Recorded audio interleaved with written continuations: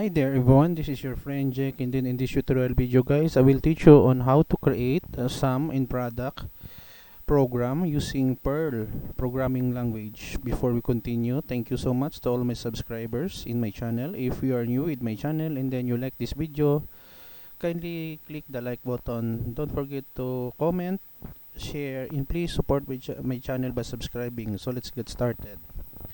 So I'm using Visual Code Studio from Microsoft as my text editor. So we have here some comments, and then we have here the title of our program, sum in product of two numbers in PERL.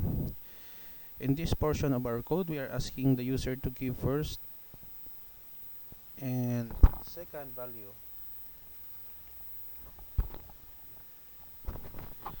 That will be stored in our $A, variable A, and $B, variable B.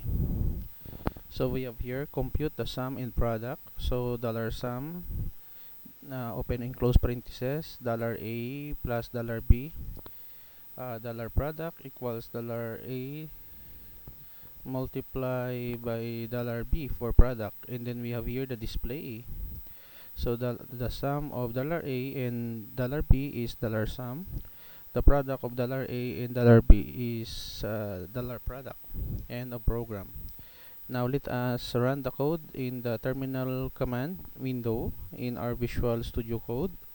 We simply issue this command PERL and then sum underscore product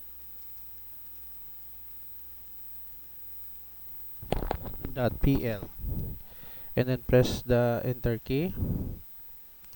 Okay, so our program right now is asking the user to give the first value. Let's say we have 8, and then the other value, let us second value, that is 5. So the sum of 8 and 5 is 13. The product of 8 is 5 and 5 is 40. End of program. Let us run again. For second time around, first value we have 6, second value we have 3. So the sum of 6 and 3 is 9. The product of 6 and 3 is 18. End of program. Okay, so this is the end of our tutorial video. I hope that you have learned something new on how to create a PERL program to compute the sum in product of the two given numbers by our user. I will put a link in the description below where you can download the complete and free source code of the sample program.